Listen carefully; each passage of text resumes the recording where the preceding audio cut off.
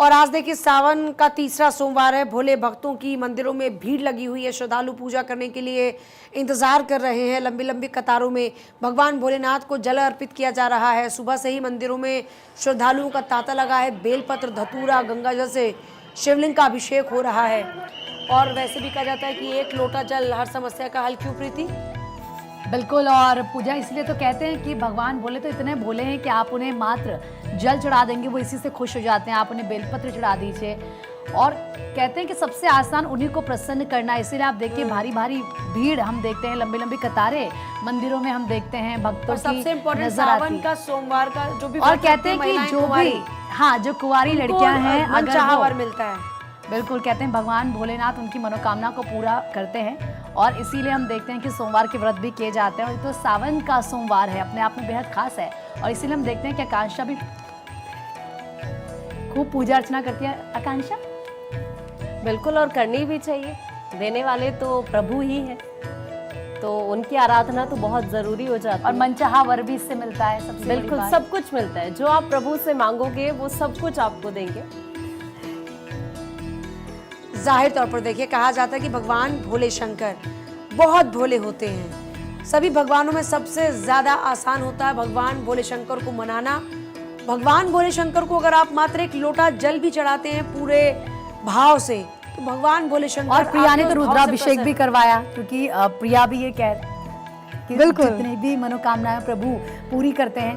तो प्रिया, आपको भी कहीं ना कहीं ऐसा लगता है? और सावन में तो और महत्व होता है रुद्राभिषेक। सही बात है। और सबसे बड़ी बात है सिर्फ मनचाहे वर के लिए नहीं प्रीति, आप देखिए ना, महादेव से आप जो भी मांगेंगे, आप अपने परिवार की खुशहाली के लिए कामना करते हैं। बच्चे एग्जामिनेशन के लिए भगवान से कामना करते हैं कि परीक्षा में अच्छे उनके अंक आए, तो भगवान अच्छे करियर के लिए भी लोग प्रार्थना अच्छी नौकरी के लिए नौकरी मिले। और बिल्कुल, आपने तो पिछले सोमवार को कराया, तो हम समझ सकते हैं कि आपकी भी तमाम ऐसी प्रार्थनाएं होंगी कि प्रभु ने पूरा करें। हम भी ये उम्मीद करते हैं कि जल्द। मुझे लगता है कि हर इंसान की अपने अपनी कोई ना कोई ख्वाहिशें होती हैं, आकांक्षाएं होती हैं, जो वो प्रभु से रखते हैं कि प्रभु की कृपा उनके ऊपर बरसे। अच्छा, काशी विश्वनाथ और महाकाल के दल की तस्वीरें भी क्योंकि लगातार आ रही थी। आप देखिए, ये महाकाल की जो आरती हो रही है, वहाँ पर जो रुद्राभिषेक और जिस बात का हम जिक्र कर रहे हैं कि लगातार जलाभिषेक हो रहा है, यहाँ पर भस्म आरती की तस्वीरें भी हैं। अलग अलग जगहों से हमारे साथ हमारे सहयोगी भी जुड़ गए।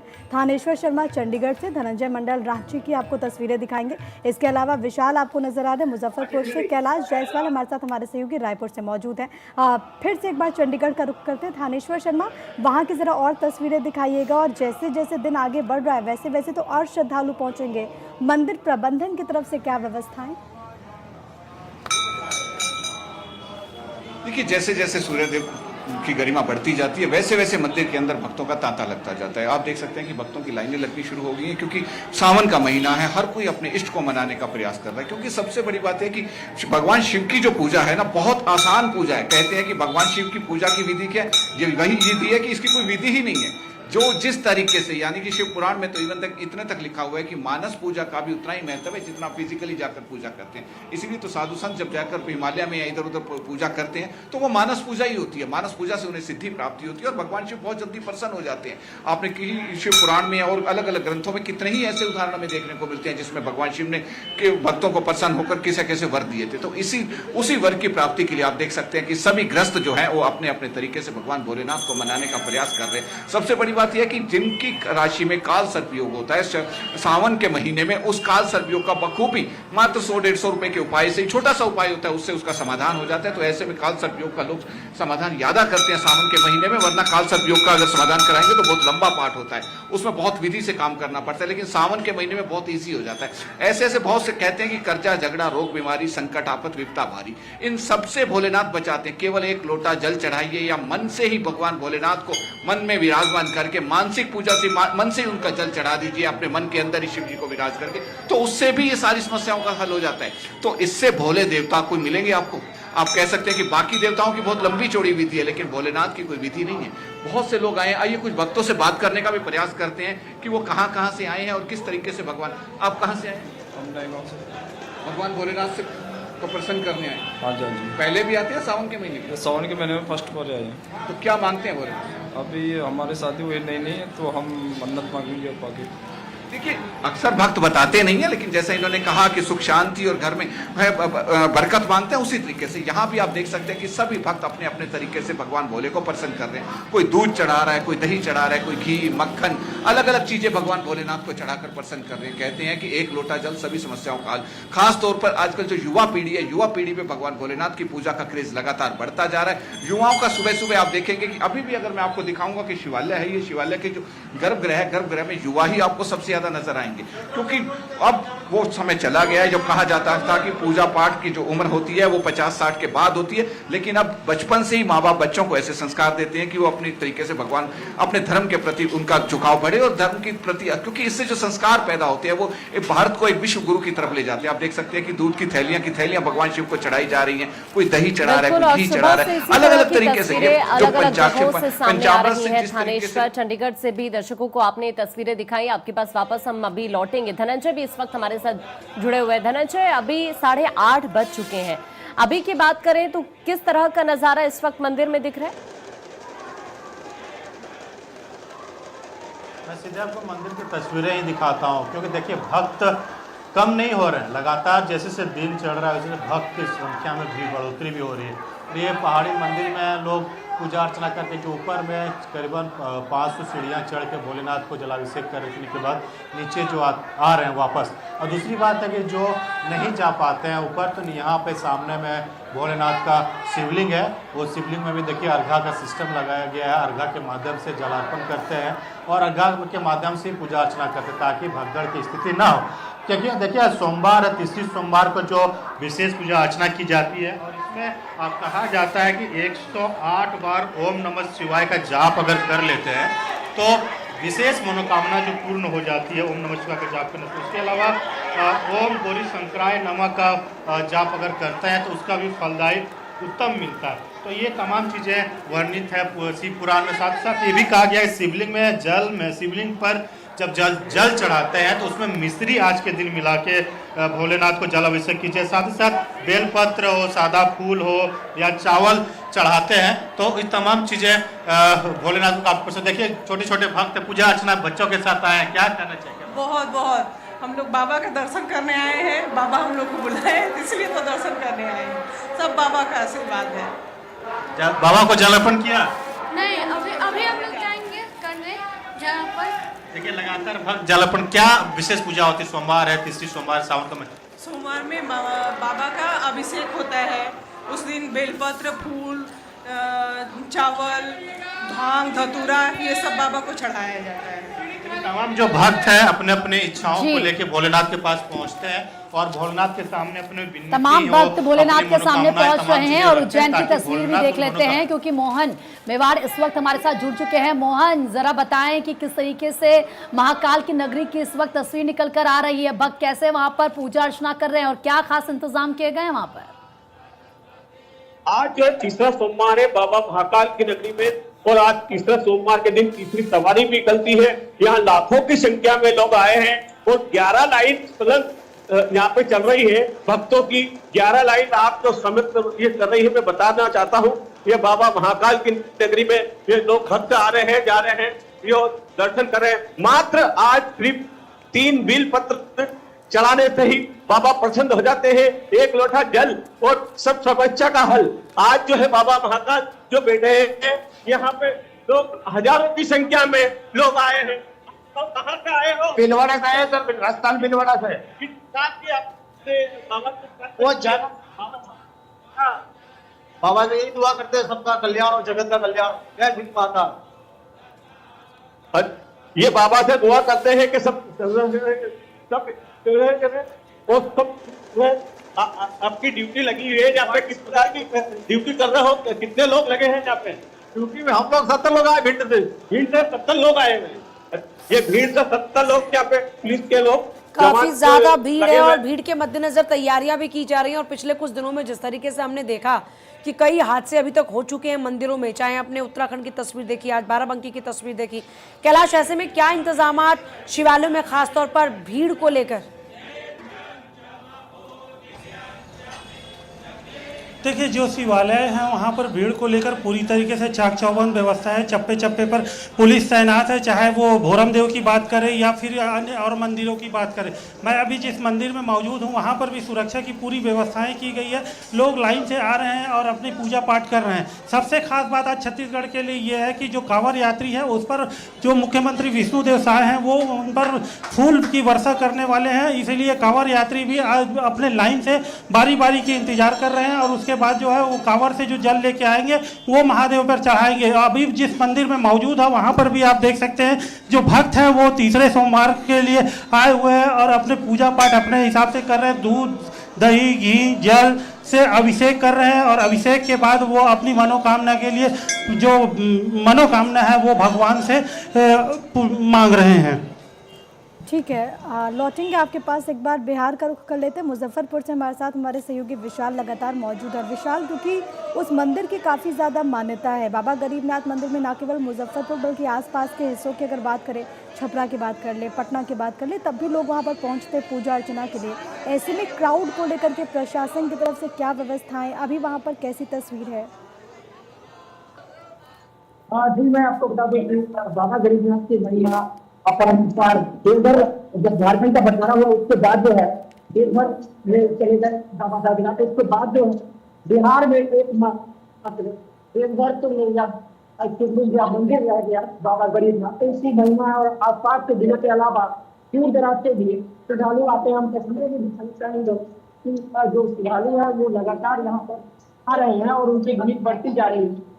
सुरक्षात्मक दृष्टिकोण से यहाँ पर प्रशासन के द्वारा भी और इसके अलावा जो जिला प्रशासन है, पार्टी स्वयंसेवक संगठन के लोग हैं, इन लोगों के द्वारा जितने भी श्रद्धालु हैं उनकी सुरक्षा का ध्यान रखा जा रहा है। किसी तरह का कोई हादसा न हो, कोई जो है अपने रक्षा न हो या फिर कोई जो श्रद्धालु है उनके गिर न जाए, इसका ध्यान रखा जा रहा है।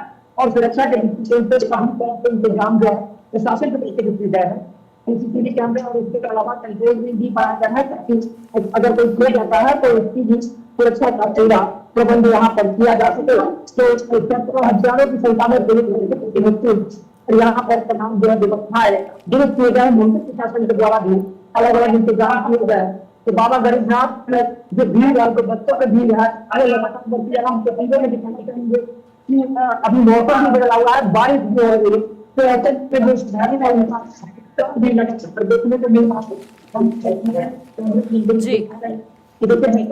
ठीक है, आपके पास से वापस लौट रहे हैं। एक बार फिर से थानेश्वर के पास आपको लेकर चलते हैं। चंडीगढ़ से इस वक्त हमारे साथ बने हुए हैं। थानेश्वर, मंदिर के बाहर इस वक्त आप मौजूद हैं। यहाँ जो बाहर श्रद्धालु हैं उनसे बातचीत करने की कोशिश करिए। देखिए, मैं बाहर जो श्रद्धालु हैं उनसे बातचीत करने का प्रयास करता हूं, लेकिन सभी के सभी किसी न किसी तरीके से अपने अपने पूजा अर्चना में लगे। मैं आपको दिखाना चाहूंगा कि यहाँ जो श्रद्धालु हैं वो धूप दीप जलाने में लगे हुए हैं। यहाँ जो शिव से पूजा करने में फिर बात करने का प्रयास करता हूँ। कहाँ से आए हैं? मैं यही नए गाँव तो हर सावन के महीने आते हैं? रोज ही आते हैं? नहीं, हर रोज आते हैं। हर रोज ही आते हैं।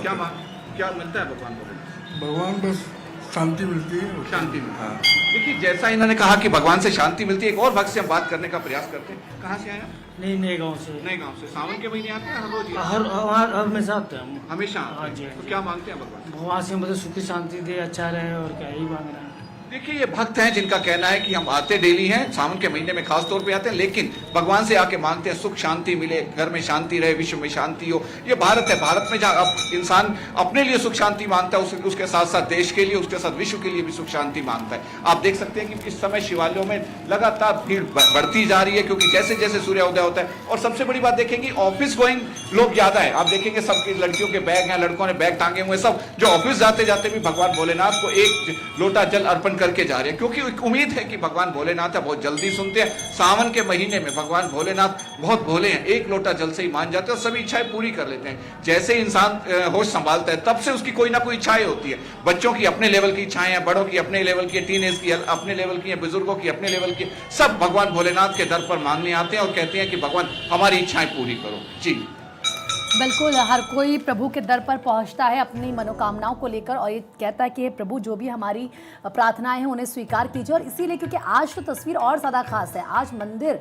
सजे हुए हैं, भक्त वहां पर पहुंच रहे हैं। एक बार फिर से हम रांची का रुख करेंगे, धनंजय लगातार हमारे साथ बने हुए। धनंजय, ज़रा और भक्तों के साथ बात कीजिए, ज़रा उनसे पूछिए कि आज वो क्या विशेष करने वाले हैं, घर में कैसे वो आराधना करने वाले हैं। मंदिरों में वो पहुँच रहे हैं, लेकिन घरों में क्या खास होने वाला है आज?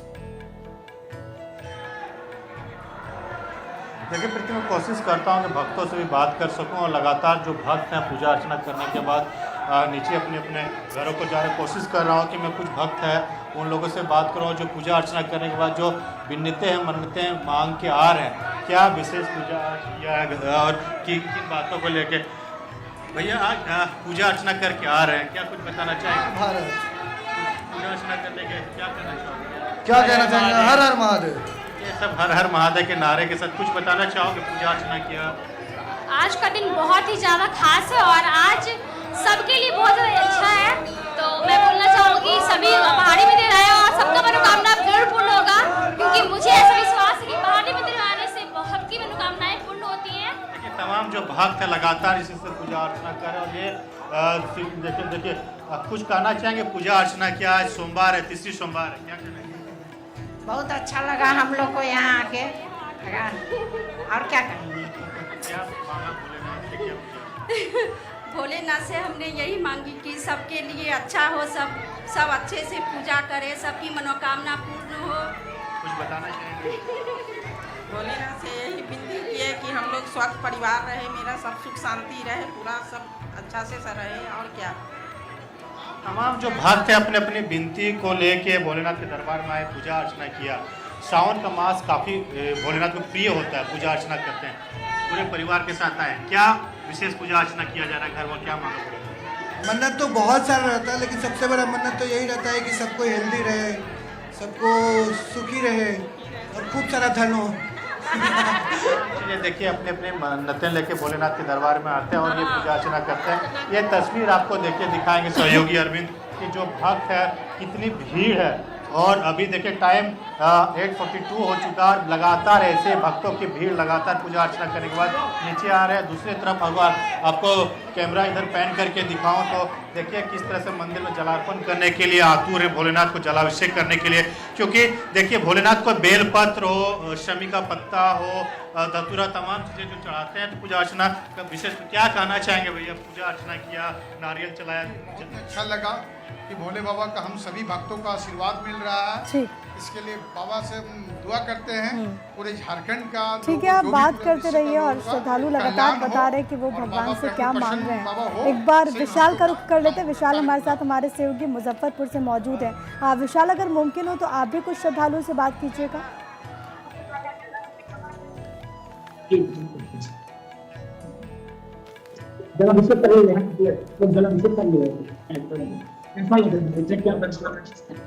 क्या है पृथ्वी कुमारी को क्या मतलब है? बहुत ज्यादा पृथ्वी कुमारी को क्या नहीं चाहिए? पृथ्वी कुमारी को क्या महत्व है? आज क्या मांग रहे हैं? कब से आ रहे हैं? आप क्या कहेंगे? जो बाबा का जलाभिषेक हो गया, कितना महत्व है पृथ्वी कुमारी हो? तो हिंदी करके इससे बड़ा जी चलिए, ठीक है। आप सभी सहयोगियों का बहुत धन्यवाद और हम उम्मीद करते हैं कि आज के दिन भगवान भोले सभी की मनोकामनाएं पूर्ण करें। इसी के साथ पूजा इतना ही इस बुलेटिन में। आप देखते रहिए भारत 24।